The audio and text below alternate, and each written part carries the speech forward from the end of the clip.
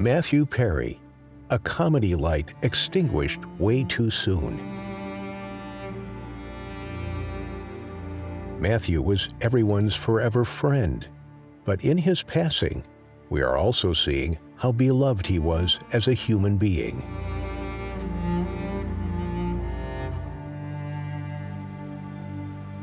He got his start as a child actor, landing guest spots on Charles in Charge and Beverly Hills 90210. But his big break came when he was cast in Friends, a sitcom about 6 single New Yorkers navigating adulthood that premiered on NBC in 1994. The show quickly gained momentum and became the anchor of the network's renowned Thursday night must-see TV schedule. Perry, along with his co-stars David Schwimmer, Jennifer Aniston, Courtney Cox, Matt LeBlanc, and Lisa Kudrow, became megastars virtually overnight. Perry stood out among a stellar ensemble cast as Chandler Bing, the charming, wisecracking flatmate of LeBlanc's Joey Tribbiani, and subsequently the love interest of Cox's fastidious Monica Geller. Soon, he was attached to major stars like Julia Roberts and appearing in prominent films such as the 1997 rom-com Fools Rush In, opposite Selma Hayek, and the 2000 ensemble mob comedy The Whole Nine Yards with Bruce Willis. But there was a darker side to the life of one of the most popular comedians on television. In his memoir, Friends, Lovers, and the Big Terrible Thing, Perry described his lifetime battle with alcohol and opiate addiction. Although he claimed to have had his first drink at the age of 14, he didn't realize he was an alcoholic until he was 21. Nobody wanted to be famous more than me. I was convinced it was the answer. I was 25. It was the second year of Friends, and 8 months into it, I realized the American dream is not making me happy, not filling the holes in my life. I couldn't get enough attention. Fame does not do what you think it's going to do. It was all a trick. Asked how he'd like to be remembered, he said, "As a guy who lived life, loved well, lived well, and helped people. That running into me was a good thing and not something bad."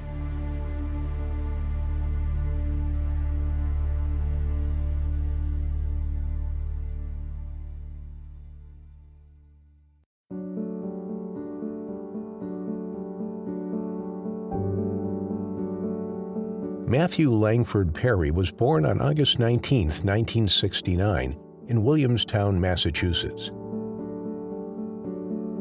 His actor father, John Bennett Perry, split up with his mother, Suzanne Langford, while Matthew was still an infant. He went to live with his mother in Ottawa, Canada.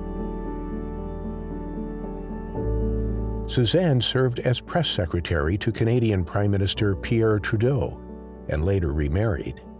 Matthew's stepfather was Keith Morrison, a correspondent for NBC's Dateline program. By age 10, Perry started misbehaving. He stole money, smoked, let his grades slip, and beat up fellow student and future Canadian Prime Minister Justin Trudeau.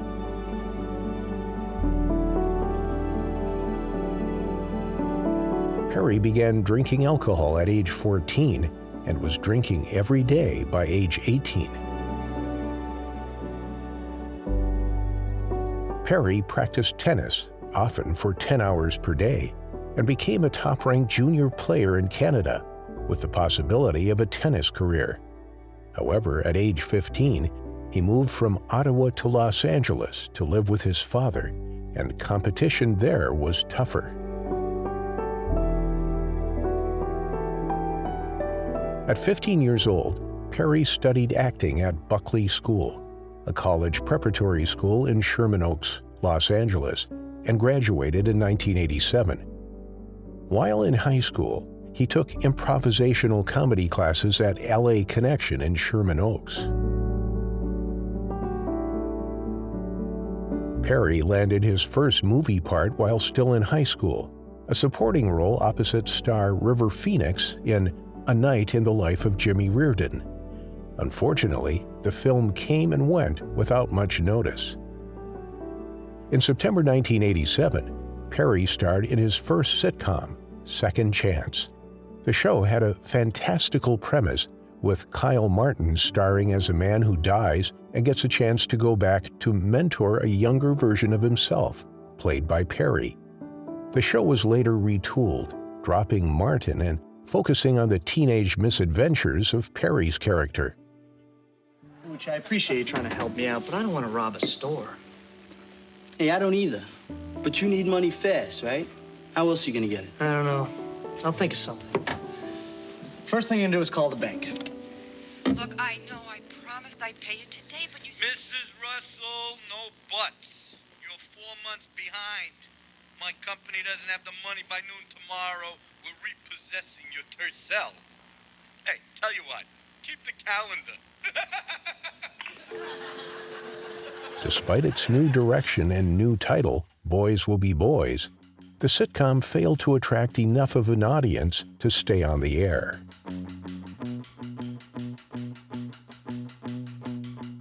Following the conclusion of the show, Perry was cast in several supporting roles and cameos on shows like Growing Pains and Empty Nest. He also had a supporting role on the short-lived Valerie Bertinelli comedic vehicle Sydney in 1990. Perry played Desi Arnaz Jr. in the Call Me Anna television biopic, which was based on the life of actress Patty Duke and gave very strong performance. Perry was originally unable to accept a role in another pilot, 6 of 1, which was eventually renamed Friends, due to his commitment to a drama pilot titled LAX 2194.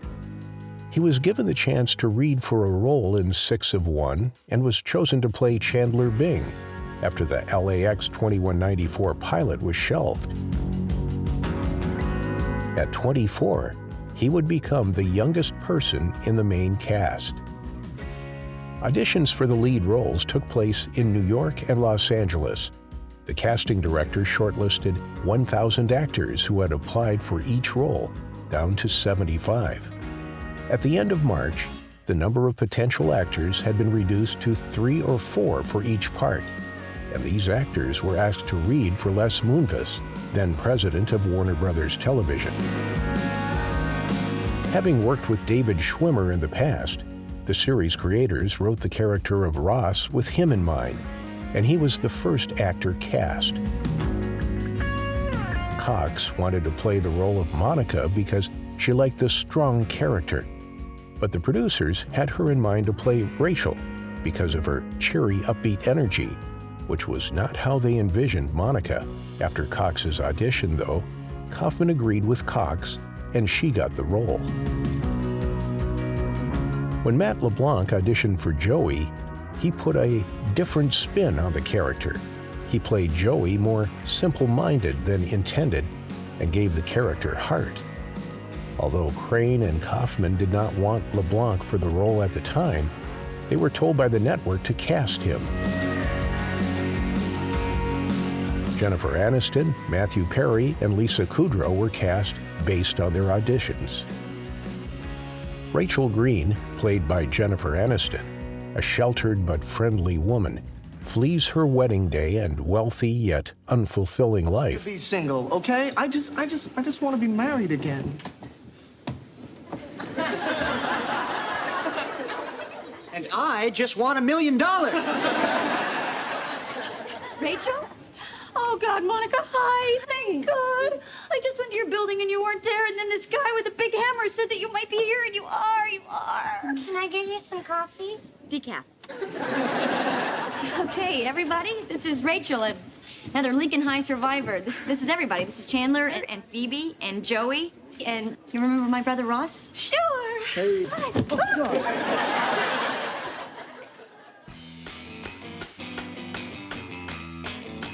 Rachel becomes a waitress at West Village Coffee House Central Perk after she moves into Monica's apartment, set at 90 Bedford Street above Central Perk, and joins Monica's group of single friends in their mid-20s.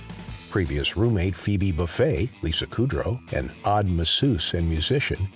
Neighbor Joey Tribbiani, Matt LeBlanc, a dim-witted yet loyal, struggling actor and womanizer.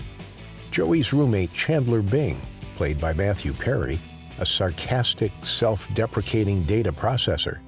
And Monica's older brother and Chandler's college roommate, Ross Geller, David Schwimmer, a sweet-natured but insecure paleontologist.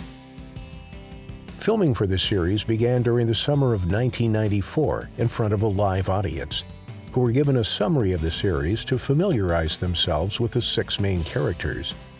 A hired comedian entertained the studio audience between takes. Each 22-minute episode took 6 hours to film, twice the length of most sitcom tapings, mainly due to the several retakes and rewrites of the script. Although the producers always wanted to find the right stories to take advantage of being on location, Friends was never shot in New York. Bright felt that filming outside the studio made episodes less funny, even when shooting on the lot outside, and that the live audience was an integral part of the series.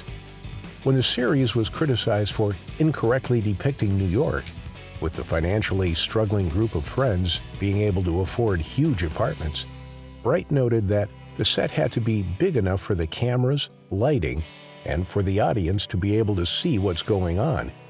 The apartments also needed to provide a place for the actors to execute the actions in the scripts. Before their roles on Friends, the main 6 cast members were somewhat familiar to television viewers, but were not considered to be stars. During the series' 10-season run, the actors all achieved household name celebrity status, and all pursued careers in the movies with varied success. The 6 actors proved to be a tight group, both on and off screen. They banded together to renegotiate their contracts after Friends became a huge hit, a must-watch show for many Americans on Thursday nights. Each eventually earned $1 million per episode. I was lucky. I had the Richie Cunningham Fonzie contract where no one could make more than me. I had the favored nations thing, yeah. So I didn't need to fight the battle because I had that. But it was so important that we got paid the same amount of money. We were all working. The show used to be called 6 of 1. That's where it started. Right. We were 6 of 1. I mean, we were a team. Yeah. So there's all this. I mean, it could have been an ugly situation, which just we all stood by each other, and it was everything. I think any other way it would have been too many hard feelings, too uncomfortable. It would just been horrible. Friends notched 62 Emmy Award nominations in its run, including Perry's 2002 nod for Outstanding Lead Actor in a Comedy Series. Perry had a short-lived and very public romance with Julia Roberts in 1995. She was the biggest movie star in the world, and I was on the #1 show on TV, he said. Friends co-creator Marta Kaufman initially asked Perry to reach out in an attempt to convince Roberts to appear on the show's post-Super Bowl episode. The two then began corresponding over fax. 3 or 4 times a day, I would sit by my fax machine and watch the piece of paper slowly revealing her next missive, Perry writes. It was like she was placed on this planet to make the world smile, and now, in particular, me. Roberts agreed to be on the episode. Despite their on and off-air chemistry, the romance came to an end after Perry called it quits. I was not enough. I could never be enough. I was broken, bent, unlovable, Perry writes. So instead of facing the inevitable agony of losing her, I broke up with the beautiful and brilliant Julia Roberts.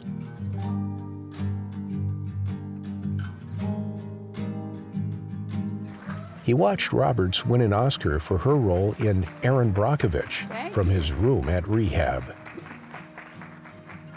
I was incredibly happy for her, he writes. As for me, I was just grateful to have made it one more day. Congratulations to you. Thank you so much. They say the third During the time is later a charm. seasons of Friends, Chandler developed a romantic relationship with Monica. The characters eventually married, adopted twins, and planned to move to the suburbs as the series came to an end in May 2004 after a decade on the air. As much as Matthew Perry wanted to be a successful actor, he also craved the fame that came along with it. There was steam coming out of my ears. I wanted to be famous so badly, the actor admitted to the New York Times in 2002. You want the attention, you want the bucks, and you want the best seat in the restaurant.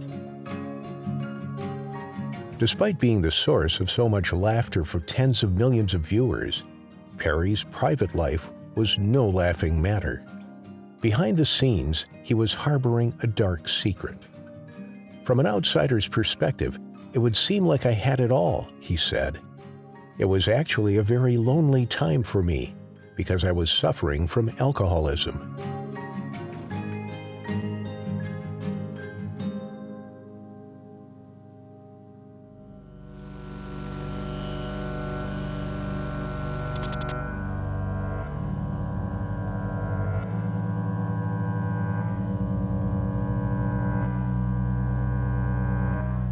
The instant success of the show felt like all Perry had ever wanted.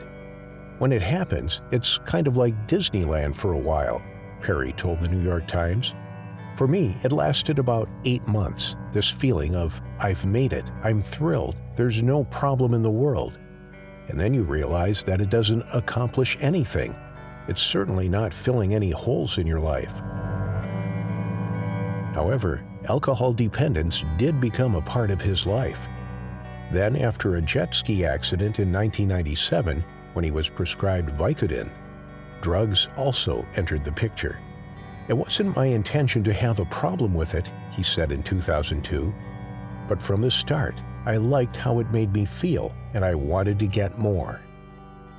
By day, he was cracking jokes as his alter ego Chandler, but outside of work, things started spiraling. That eventually started showing up physically when he lost about 20 pounds. I was out of control and very unhealthy, the actor told People. He first went to rehab in 1997, spending 28 days at a Hazelden Betty Ford facility in Minnesota. But he didn't stay sober for long. In May 2000, he was admitted to Cedars-Sinai Medical Center in Los Angeles for pancreatitis, an inflammation of the pancreas from alcohol abuse. The condition can be potentially deadly. Perry was in so deep that even that scare didn't serve as a wake-up call. Unfortunately, that still wasn't enough to get me to quit drinking, he explained. As a sign of what a low point he reached, he crashed his Porsche into a house the day he was released from the hospital. Fortunately, the home was unoccupied. Though alcohol or drugs weren't in his system that day, it was further proof of how out of control his life was. All the while, Friends' ratings were going up, and his paycheck was getting bigger as movie projects like 1997's Fools Rush In and 2000's The Whole Nine Yards came along, but nothing seemed to be enough. I tried to talk to him, Friends co-star LeBlanc, who played Joey Tribbiani, told People. There wasn't a response. It's such a personal struggle. They need to bottom out on their own. As difficult as it was, his co-star simply stood aside, ready to support him. After all, it was all they could do. Hard doesn't even begin to describe it. Kudrow, who played Phoebe Buffet, told the New York Times of the 2000-2001 season.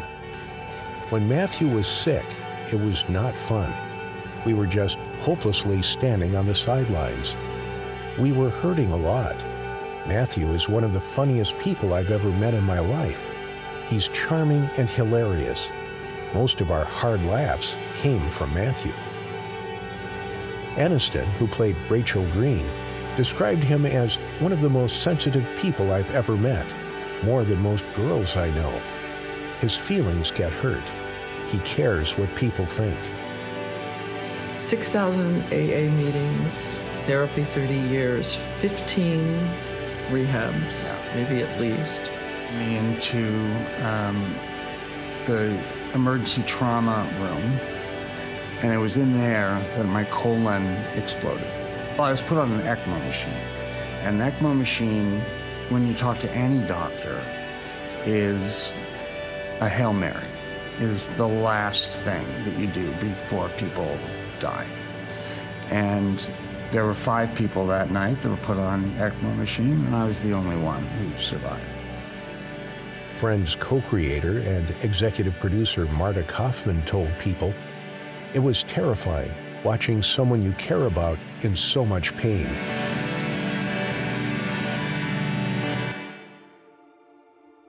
Although Perry knew they all cared, the efforts were lost on him. "I wasn't ready to hear it," he admitted. "You can't tell anyone to get sober. It has to come from you."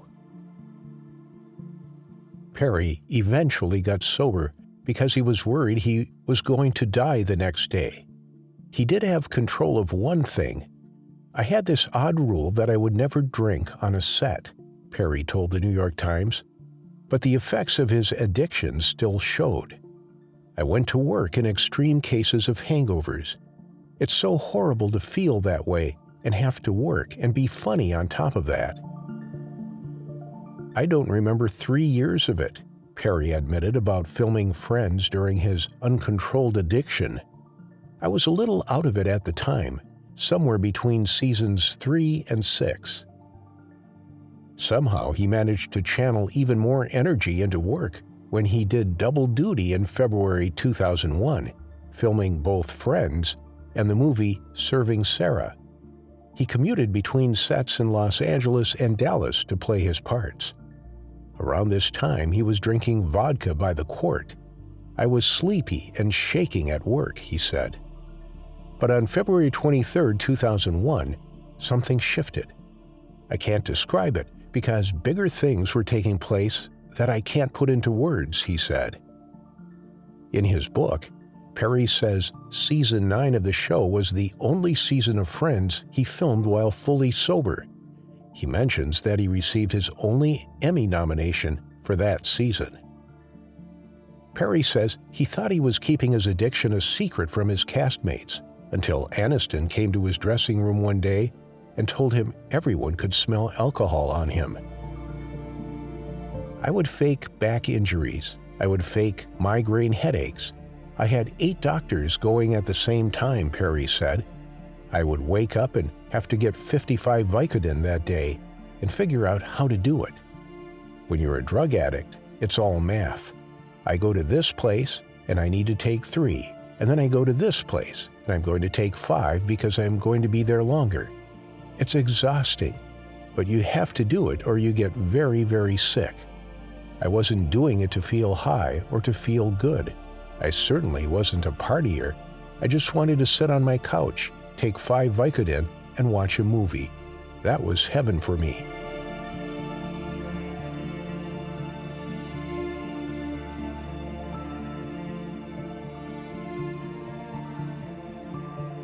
That day, he was in his Dallas hotel room and decided to call his parents for help. "I didn't get sober because I felt like it," he told the New York Times. "I got sober because I was worried I was going to die the next day." Even though Friends was still in production and there were 13 days of shooting left on the movie, Perry took control. He flew back to California, and his parents took him to another rehab center. "It was scary. I didn't want to die," he said, "but I'm grateful for how bad it got. It only made me more adamant about trying to get better." After 2.5 months, he re-emerged and refocused. The movie production had been halted, but he was now able to go back and finish it. He also returned to his second home on the set of Friends. "I learned that a happy life is possible without alcohol or drugs," he said of his new outlook. "I remember going up to him the first episode of the last season and saying, 'I'm so happy you're back. Kaufman said of his return. I hadn't realized how much he hadn't been there.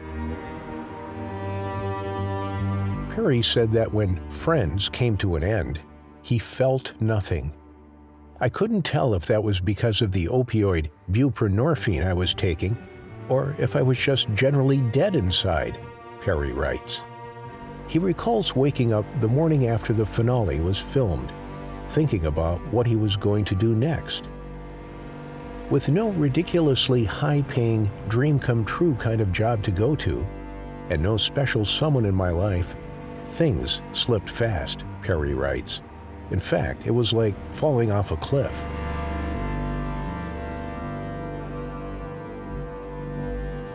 Things looked promising for him for a while, until he agreed to film a sequel for the box office smash The Whole 9 Yards, titled The Whole 10 Yards.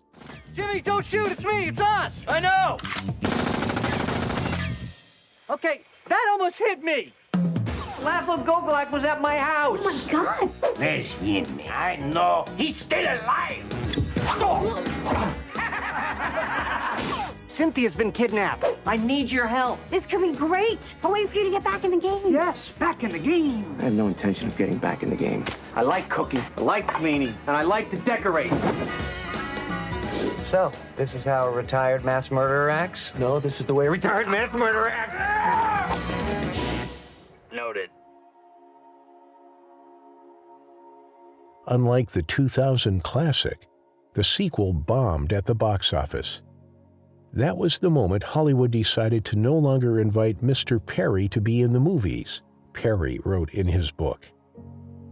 This led to Perry seeking more dramatic roles, and was eventually offered the lead in Studio 60 on the Sunset Strip. While the show initially did well, it was ultimately canceled after one season.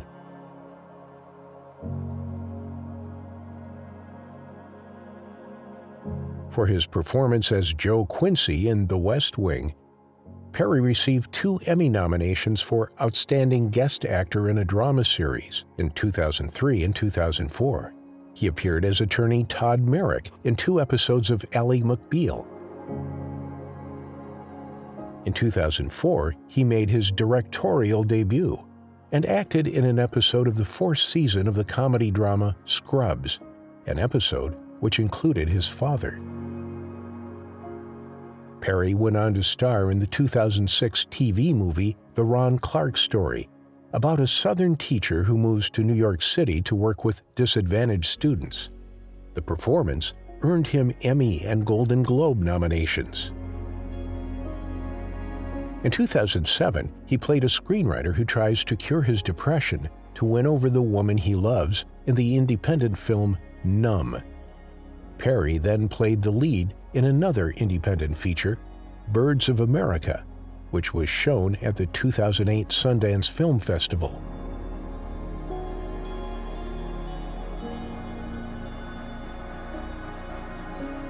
The following year, he had a role in the comedy 17 Again with Zac Efron and Leslie Mann. Perry began working on writing his own projects. Mr. Sunshine premiered in 2011, but was canceled after one season. This was followed by Go On, which was also quickly canceled. I wasn't devastated by the lack of success. As I said, I knew a hit TV show couldn't fill my soul, he writes.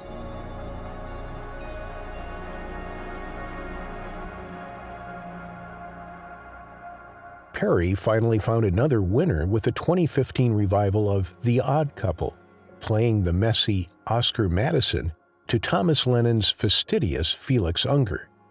Despite mixed reviews, audiences took to the comedic repartee of the 2 stars through its 3-season run.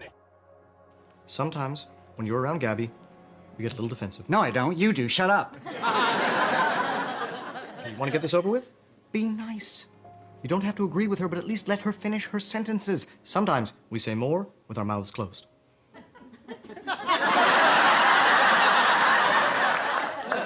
I hear what you're saying, and I don't like your tone.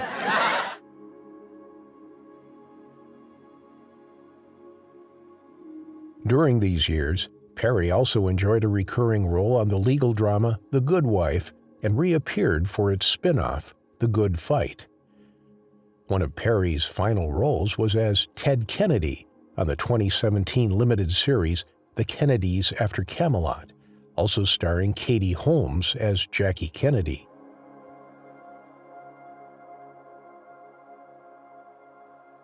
While health problems still affected him, in 2018 he was hospitalized for 5 months and nearly died from an exploded colon, and he still got targeted for disheveled appearances. Overall, Perry had come a long way since the darkest days during Friends. "You don't recover from what I went through overnight," he told People. "It's a day-to-day process." Perry says that his therapist helped him quit drugs by telling him to associate them with the possibility of having to wear a colostomy bag for the rest of his life. "I have not been interested in taking a drug since," he wrote, later adding, "I've surrendered, but to the winning side, not the losing. I'm no longer mired in an impossible battle with drugs and alcohol. I no longer feel the need to automatically light up a cigarette to go with my morning coffee." Perry ends the autobiography thanking his friends and family and naming the one thing he got right. "I never gave up. I never raised my hands and said, 'That's enough. I can't take it anymore. You win,'" Perry writes. "And because of that, I stand tall now, ready for what comes next."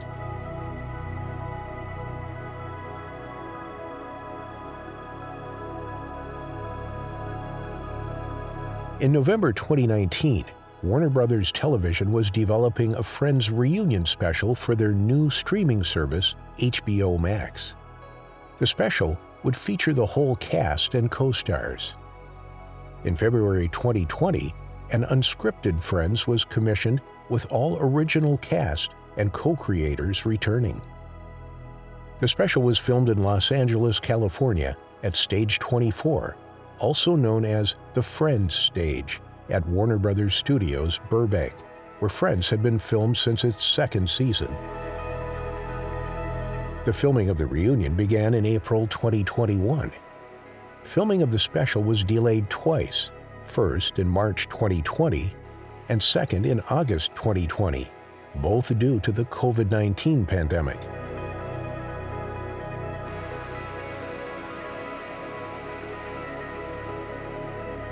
The trivia game and talk show segments of the special, hosted by James Corden, were filmed in front of a live audience of mostly union extras who were COVID screened and hired for the gig. Representatives for Perry clarified that he had an emergency dental surgery prior to filming when viewers were concerned about his appearance. Fans were so happy to see all 6 cast members back together again, celebrating the one thing that made them all the famous celebrities they are today. 18 pages. Front and back! Front and back is correct. Oh my God, that's good. This is the letter. But who gets the points for that? What? Me. All right. Okay, guys, you're up. Right. Literature. Oh, that's a good choice, gentlemen. Thank you. Literature. According to Monica, how many erogenous zones are there on the female body? 7. Courtney, is that correct? That's correct. 7.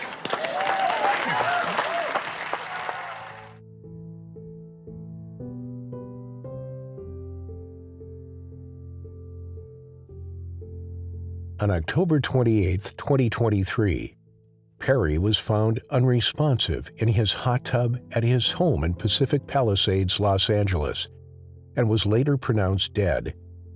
He was only 54.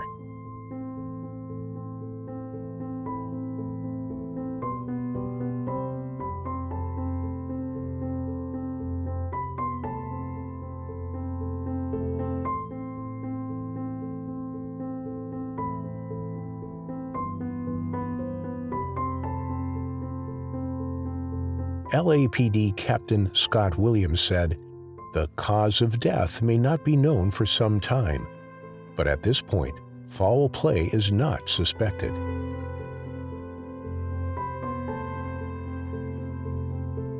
On October 29, 2023, the cause of death was listed as deferred by the Los Angeles County Medical Examiner's Office, pending additional investigative steps. Officials received a medical call from Perry's home overlooking the Pacific Ocean at around 4 p.m. Saturday, reporting that the actor was in a hot tub and not breathing. The identity of the caller had not been revealed.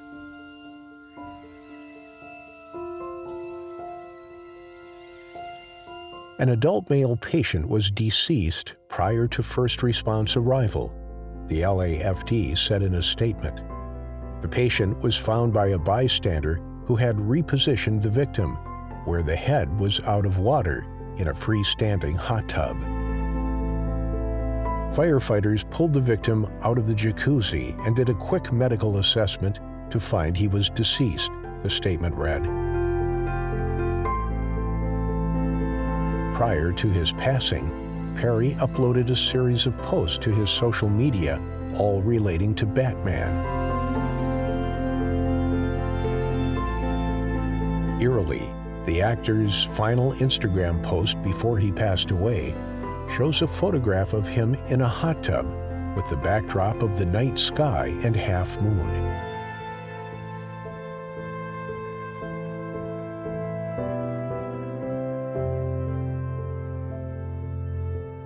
On October 30th, 2023, Perry's Friends co-stars issued a joint statement. We are all so utterly devastated by the loss of Matthew. We were more than just castmates. We are a family. There is so much to say, but right now we're going to take a moment to grieve and process this unfathomable loss. In time we will say more, as and when we are able. For now, our thoughts and our love are with Maddie's family, his friends, and everyone who loved him around the world.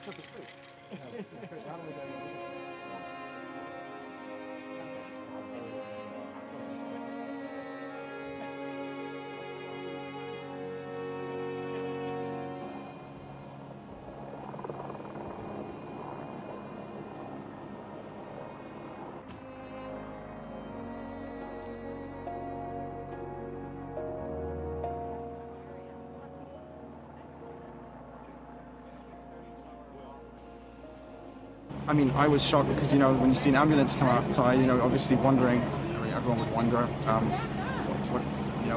what's it exactly for? And then I kind of looked outside because I was about to head to a friend's house and they were outside my neighbor's door. So, I didn't think much of it at the time until, police started arriving and everything. He just always got the laughs, He wasn't glamorous, he was, just your average Joe, and so I think he was relatable for a lot of people. I spend a lot of time watching the show and growing up with the show, and he's an integral part of the flow of the show. Well, yeah, he had more of the insecurities than the others, and I think there was an honesty kind of to that in terms of being lucky in love and using sarcasm to deal with trauma and pain and kind of difficult childhood. I mean, I think that he is an incredible actor. He made millions of people laugh, also all over the world. And I think one of the things that is a lesser known impact that he had was that he taught a lot of people English. I always hear stories about people watching Friends in other countries because it was syndicated all over the world, and that's how they learned English. And I feel like that's like a underappreciated part of his legacy.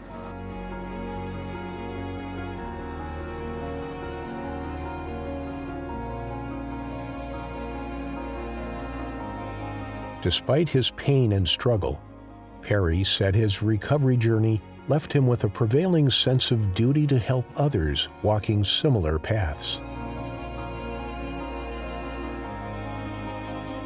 I am no saint, none of us are. But once you have been at death's door and you don't die, You would think you would be bathed in relief and gratitude. But that isn't it at all. Instead, you look at the difficult road ahead of you to get better, and you are pissed. Something else happens too. You are plagued by this nagging question. Why have I been spared? He wrote in the book. I've said this for a long time. When I die, I don't want friends to be the first thing that's mentioned, he said. I want helping people to be the first thing that's mentioned, and I'm going to live the rest of my life proving that.